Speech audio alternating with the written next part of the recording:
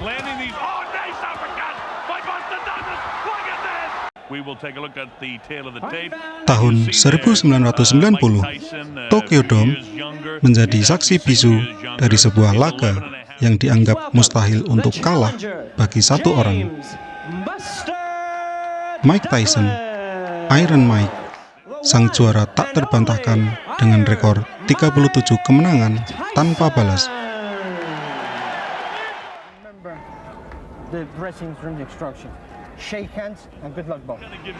Lawannya, James Buster Douglas, seorang underdog dengan peluang 42 dibanding 1.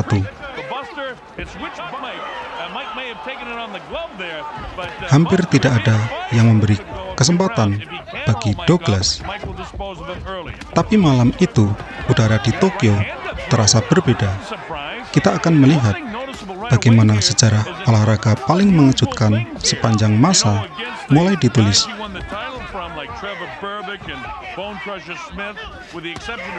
Bel berbunyi, Tyson masuk dengan gaya khasnya, agresif dan mematikan.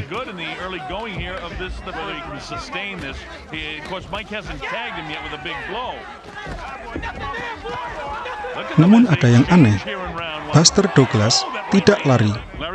Dia justru berdiri tegak, menggunakan jab panjangnya untuk menjaga jarak.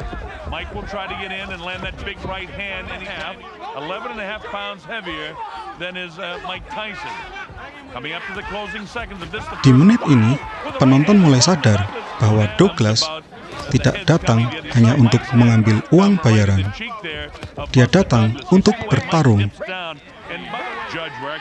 Tyson terlihat kesulitan menembus pertahanan Douglas yang sangat disiplin.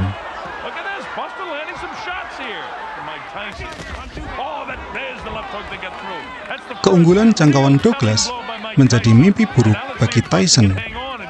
Setiap kali Tyson mencoba merangsek masuk, sebuah jab keras mendarat tepat di wajahnya.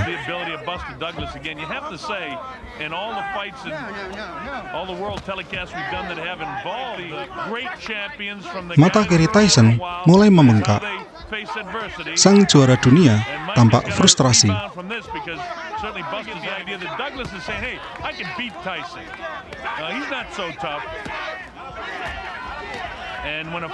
Ini bukan skenario yang biasa kita lihat.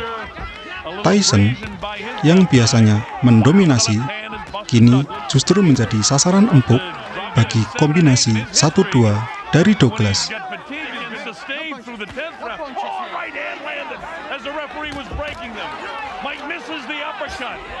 Memasuki pertengahan pertandingan, stamina Tyson mulai dipertanyakan. Persiapannya, yang kabarnya kurang maksimal di luar ring, mulai terlihat dampaknya di sini.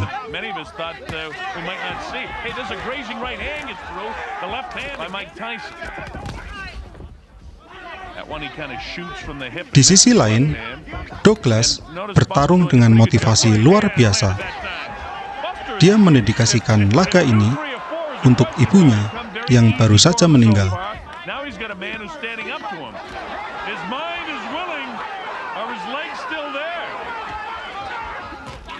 Kekuatan emosional itu tampak mengalir di setiap pukulannya.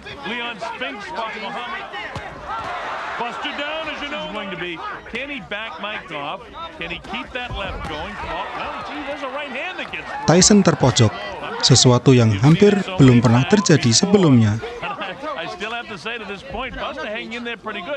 Mari kita bedah tekniknya. Tyson sangat mengandalkan head movement dan hook pendek. Tapi Douglas sangat cerdas dengan terus mengikat Tyson setiap kali jarak terlalu dekat. Di menit kelima ini, kita melihat wajah Tyson mulai rusak. Tim sudut Tyson bahkan terlihat panik karena mereka tidak membawa peralatan medis yang memadai.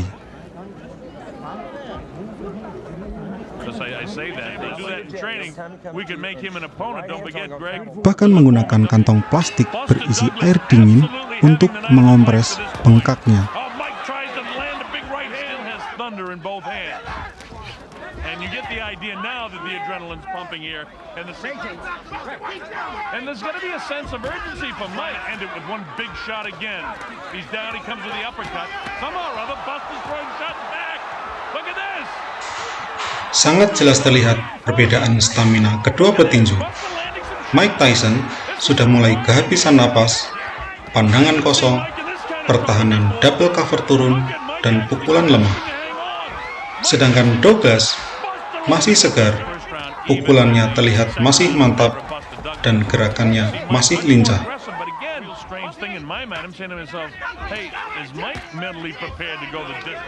Oleh karena itu, Douglas terus menekan Tyson, memanfaatkan situasi yang sudah tidak berimbang ini. Yang tersisa saat ini adalah daya juang Mike Tyson, mengingat dia belum pernah merasakan kekalahan sekalipun. Dan mungkin juga Mike Tyson mulai berpikir, akankah kekalahan itu segera tiba?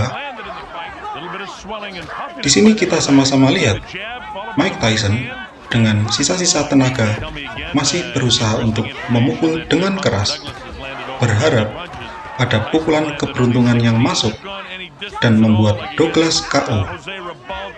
Namun, Douglas dengan sabar dan disiplin terus mempertahankan permainannya, dan sekarang dia berada di atas angin.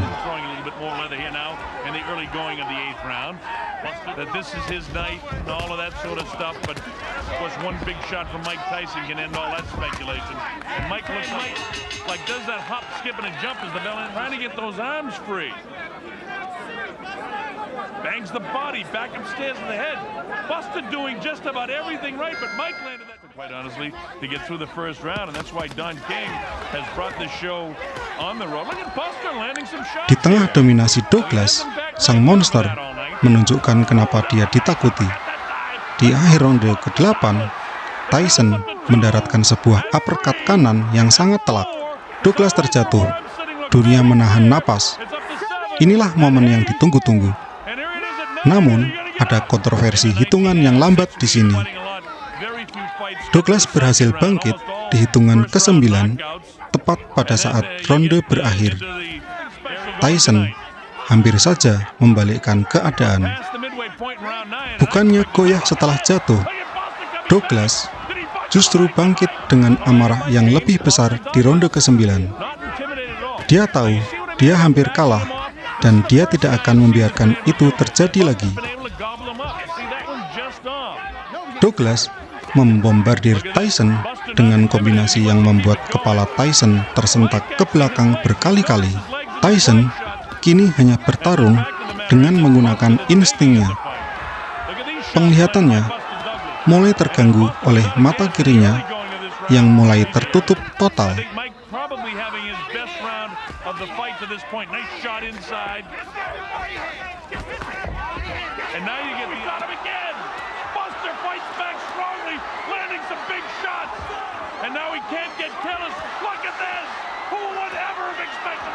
Toes not shooting out that left as much. Well, there he goes. As I said, he throws the left and the right behind him. Notice another thing about Buster, some pretty good hand speeds, make fights, and you see, oh, there's Mike missing that big left and just grazed the chin of Buster Douglas, and Douglas answering the Buster with the movement. Mike continues to stay flat-footed, not showing a lot of boxing skills. We haven't seen any uppercuts from Mike. We haven't seen